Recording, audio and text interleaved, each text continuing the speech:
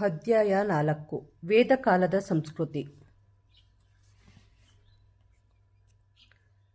ಮಧ್ಯ ಏಷ್ಯಾ ಮೂಲದ ಆರ್ಯ ಜನಾಂಗದ ಆಗಮನದೊಂದಿಗೆ ಭಾರತದಲ್ಲಿ ಹೊಸ ಸಂಸ್ಕೃತಿಯೊಂದು ಆರಂಭವಾಯಿತು. ಅದನ್ನು ವೇದಕಾಲದ ಸಂಸ್ಕೃತಿ ಎಂದು ಕರೆಯಲಾಗಿದೆ. ವೇದಗಳ ಸಂಸ್ಕೃತಿಯು ಮೊದಲು ಸರಸ್ವತಿ ನದಿ ಬಯಲಿನಲ್ಲಿ, ನಂತರ ಗಂಗಾ ನದಿ ಬಯಲಿನಲ್ಲಿ ತಲೆ ಎತ್ತಿತು. ವೇದ ಸಾಹಿತ್ಯ ರೂಪುಗೊಂಡ ಕಾಲವನ್ನು ವೇದ ಕಾಲವೆಂದು ಕರೆಯುತ್ತಾರೆ. ವೇದ ಎಂದರೆ ಜ್ಞಾನ. ವೇದಗಳು 4 ಇವೆ. 1 ಋಗ್ವೇದ, 2 ಯಜುರ್ವೇದ, 3 ಸಾಮವೇದ, 4 ಅಥರ್ವಣ ವೇದ. ಇವುಗಳಲ್ಲಿ ಋಗ್ವೇದವು ಪ್ರಾಚೀನವಾದದ್ದು. ಸಂಸ್ಕೃತ ಭಾಷೆಯಲ್ಲಿರುವ ಈ ವೇದಗಳು ಸಾವಿರಾರು ವರ್ಷಗಳ ಕಾಲ ಮೌಖಿಕವಾಗಿಯೇ ಇದ್ದವು. ಋಗ್ವೇದದಲ್ಲಿ ಹೆಚ್ಚು ಬಾರಿ ಉಲ್ಲೇಖಗೊಂಡಿರುವ ನದಿ ಸರಸ್ವತಿ. ಪ್ರಸ್ತುತ ರಾಜಸ್ಥಾನದ ಥಾರ್ ಮರುಭೂಮಿಯಲ್ಲಿ ಕಣ್ಮರೆಯಾಗಿರುವ ಗಗ್ಗರ್ ಅಕ್ರಾ ನದಿಯೇ ಪ್ರಾಚೀನ ಸರಸ್ವತಿ ನದಿ ಎಂದು ನಂಬಲಾಗಿದೆ. ಆದರೂ ಆಫ್ಘಾನಿಸ್ತಾನದಲ್ಲಿ ಹರಿಯುವ ಹೇಲ್ಮಂಡ್ ನದಿಯೇ ಪ್ರಾಚೀನ ಸರಸ್ವತಿ ನದಿ ಎಂಬ ಅಭಿಪ್ರಾಯವೂ ಇದೆ. ಆರ್ಯರ ಕಾಲದಲ್ಲಿ 4 ವೇದಗಳು ಹಾಗೂ ಅವುಗಳಿಗೆ ಸಂಬಂಧಿಸಿದ ಸಾಹಿತ್ಯ ರಚನೆಯಾಯಿತು. ವೇದಕಾಲದ ಇತಿಹಾಸವನ್ನು ತಿಳಿಯಲು ವೈದಿಕ ಸಾಹಿತ್ಯವೇ ಆಧಾರ.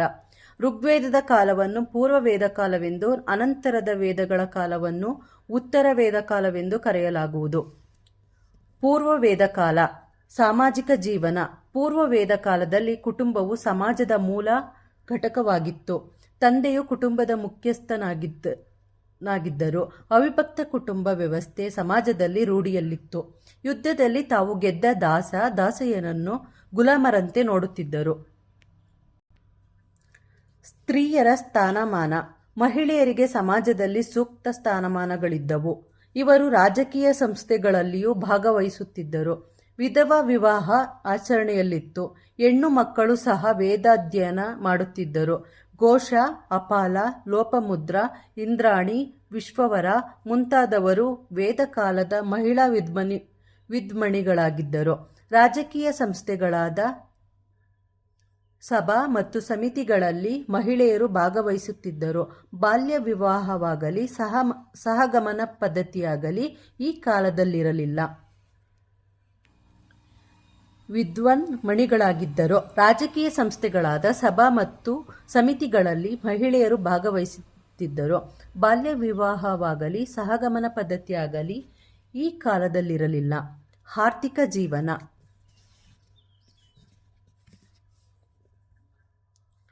ಪಶುಪಾಲನೆ ಮತ್ತು ಬೇಸಾಯವು ಆರ್ಯರ ಮುಖ್ಯ ಉದ್ಯೋಗವಾಗಿತ್ತು.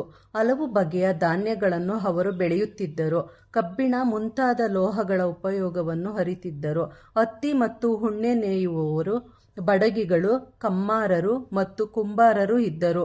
ವೃತ್ತಿಗಳಲ್ಲಿ ಕೃಷಿ, ವೈದ್ಯಕೀಯ ಹಾಗೂ ಪುರೋಹಿತ ವೃತ್ತಿಗಳು ಮುಖ್ಯವಾಗಿದ್ದವು. ಆದರೆ ಯಾರೇ ಆಗಲಿ ಯಾವ ವೃತ್ತಿಯನ್ನಾದರೂ ಮಾಡಬಹುದಿತ್ತು. ಹಸುಗಳನ್ನು ಸಂಪತ್ತು ಎಂದು ಪರಿಗಣಿಸುತ್ತಿದ್ದರು.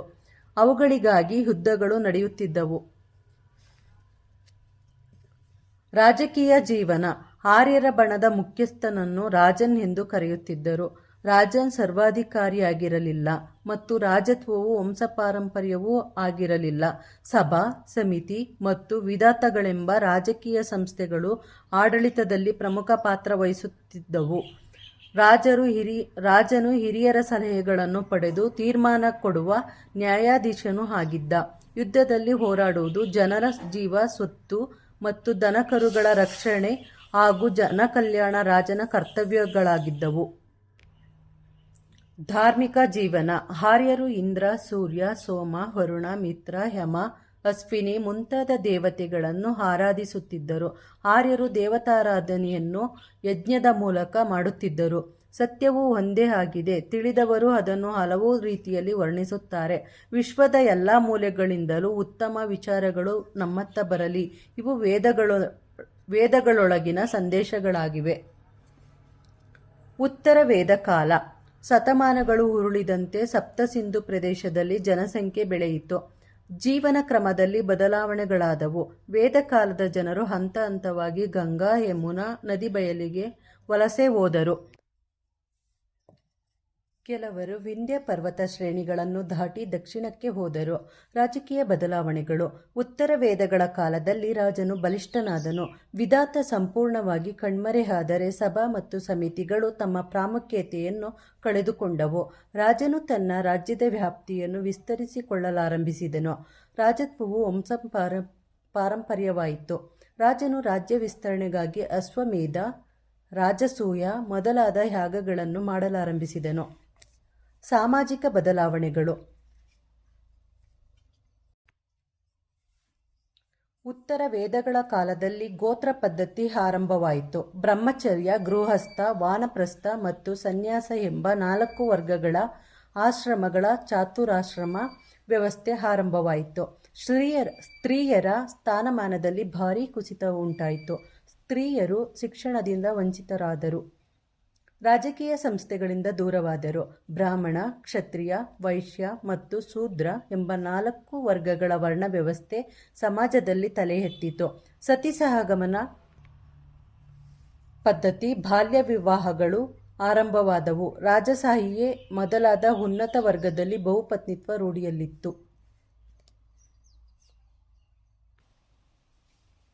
ಧಾರ್ಮಿಕ ಜೀವನ. ಧಾರ್ಮಿಕ ಆಚರಣೆಗಳು ಸಂಕೀರ್ಣವೂ ಕಠಿಣವೂ ಆಗಿ ಬದಲಾದವು. ಮಹಾಕಾವ್ಯಗಳು. ಭಾರತೀಯರಲ್ಲಿ ಅತ್ಯಂತ ಜನಪ್ರಿಯವಾದ 2 ಮಹಾಕಾವ್ಯಗಳೆಂದರೆ ವಾಲ್ಮೀಕಿಯ ರಾಮಾಯಣ ಮತ್ತು ವ್ಯಾಸರ ಮಹಾಭಾರತ. ಈ ಮಹಾಕಾವ್ಯಗಳು ಸಾವಿರಾರು ವರ್ಷಗಳ ಕಾಲ ಭಾರತೀಯ ಜನಜೀವನ, ಸಾಹಿತ್ಯ ಮತ್ತು ಕಲೆಗಳನ್ನು ರೂಪಿಸಿವೆ. ಅಧ್ಯಾಯ 5. ಹೊಸ ಧರ್ಮಗಳ ಉದಯ.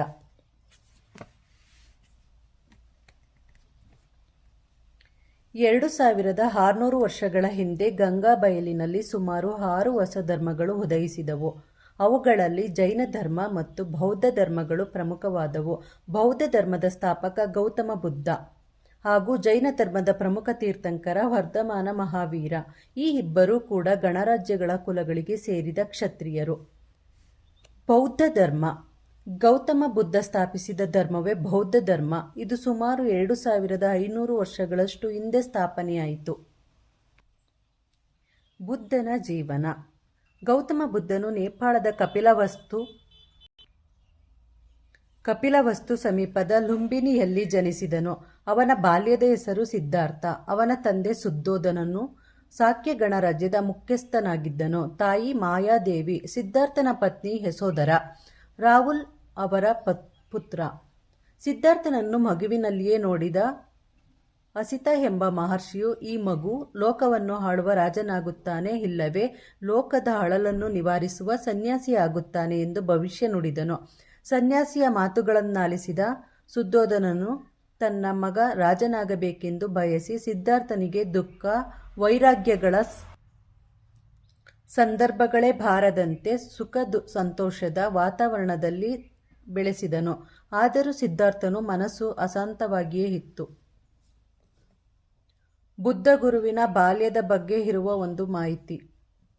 ಒಮ್ಮೆ ನಗರ ಪ್ರದಕ್ಷಿಣೆಯ ಸಂದರ್ಭದಲ್ಲಿ ಅವನ ಕಣ್ಣಿಗೆ ಆಕಸ್ಮಿಕವಾಗಿ ಓರ್ವ ವೃದ್ಧ, ರೋಗಿ, ಸನ್ಯಾಸಿ ಹಾಗೂ ಶವಯಾತ್ರೆಯ ದೃಶ್ಯಗಳು ಬಿದ್ದವು. ಈ 4 ಸನ್ನಿವೇಶಗಳು ಅವನಲ್ಲಿ ವೈರಾಗ್ಯ ಮೂಡಿಸಿ ದುಃಖದ ಮೂಲವನ್ನು ಕಂಡುಹಿಡಿಯಲು ಪ್ರೇರೇಪಿಸಿದವು. ಇವು ಬುದ್ಧ ಗುರುವಿನ ಕಥಾನಕದಲ್ಲಿ ಬರುವ ಅಂಶಗಳು.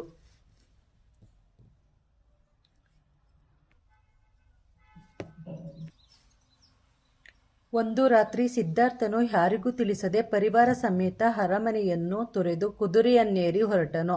ದುಃಖ ನಿವಾರಣೆಗಾಗಿ ಹಲವು ಗುರುಗಳನ್ನು ಕಂಡು ಮಾರ್ಗದರ್ಶನ ಪಡೆದನು. ಆದರೂ ಅವನಿಗೆ ದುಃಖದ ಮೂಲ ಕುರಿತು ಉತ್ತರ ಸಿಗಲಿಲ್ಲ. ಕೊನೆಗೆ ಬಿಹಾರದ ಗಯಾ ಎಂಬಲ್ಲಿ ಅರಳಿ ಮರವೊಂದರ ಕೆಳಗೆ ಕುಳಿತು ಅನೇಕ ದಿನಗಳ ಕಾಲ ಧ್ಯಾನಸ್ಥನಾದನು. ಕೊನೆಗೆ ಅಲ್ಲಿ ಜ್ಞಾನೋದಯ ಪಡೆದು ಸಿದ್ಧಾರ್ಥನು ಬುದ್ಧನಾದನು. ಬುದ್ಧನೆಂದರೆ ಜ್ಞಾನಿ, ತಿಳಿದವನು ಎಂದರ್ಥ. ಈ ಸ್ಥಳವು ಬುದ್ಧಗಯಾ ಎಂದೇ ಪ್ರಸಿದ್ಧಿ ಪಡೆಯಿತು. ಬುದ್ಧನು ಉತ್ತರ ಪ್ರದೇಶದ ವಾರಣಾಸಿಯ ಬಳಿ ಸಾರನಾಥ ಎಂಬಲ್ಲಿ ತನ್ನ ಮೊದಲ ಉಪದೇಶವನ್ನು 5 ಶಿಷ್ಯರಿಗೆ ನೀಡಿದನು. ಈ ಘಟನೆಯನ್ನು ಧರ್ಮಚಕ್ರ ಪ್ರವರ್ತನ ಎಂದು ಕರೆಯುತ್ತಾರೆ. ಅಲ್ಲಿಂದ ಮುಂದೆ ಬಿಹಾರ್ ಮತ್ತು ಸುತ್ತಮುತ್ತಲಿನ ಪ್ರದೇಶಗಳಲ್ಲಿ 40 ವರ್ಷ ಕಾಲ ಸಂಚರಿಸಿ ಉಪದೇಶ ನೀಡಿದನು. ಬುದ್ಧನ ಕೀರ್ತಿ ಕ್ರಮೇಣ ಹಲವೆಡೆ ಪಸರಿಸಿತು. ರಾಜ ಮಹಾರಾಜರು ಆತನನ್ನು ಗೌರವಿಸಿದರು. ಕೊನೆಗೆ ಬುದ್ಧನು ಬಿಹಾರದ ಕುಸಿನಗರ ಎಂಬಲ್ಲಿ ದೇಹತ್ಯಾಗ ಮಾಡಿದನು. ಬುದ್ಧನ ಉಪದೇಶಗಳು. ಶುದ್ಧ ಜೀವನ ಮತ್ತು ಚಿಂತನೆಗಳ ಮೂಲಕ ಜ್ಞಾನವನ್ನು ಗಳಿಸುವುದೇ ಬುದ್ಧನ ಉಪದೇಶಗಳ ಗುರಿಯಾಗಿತ್ತು. ಬುದ್ಧನು ಇದನ್ನು ಧಮ್ಮ ಎಂದು ಕರೆದನು. ಜಗತ್ತು ಅಪಾರ ದುಃಖದಿಂದ ಕೂಡಿದೆ. ಆಸೆಯೇ ದುಃಖದ ಮೂಲ. ಆಸೆಯನ್ನು ಜಯಿಸಿದವರು ನಿರ್ವಾಣ ಅಥವಾ ಮುಕ್ತಿ ಹೊಂದುವರು. ದುಃಖದ ನಿವಾರಣೆಗಾಗಿ ಒಳ್ಳೆಯ ನೋಟ, ಒಳ್ಳೆಯ ಸಂಕಲ್ಪ, ಒಳ್ಳೆಯ ಮಾತು, ಒಳ್ಳೆಯ ಕಾರ್ಯ ಮೊದಲಾದ 8 ಮಾರ್ಗಗಳನ್ನು ಸೂಚಿಸಿದನು. ಇವುಗಳನ್ನು ಅಷ್ಟಾಂಗ ಮಾರ್ಗ ಎಂದು ಕರೆಯುವರು.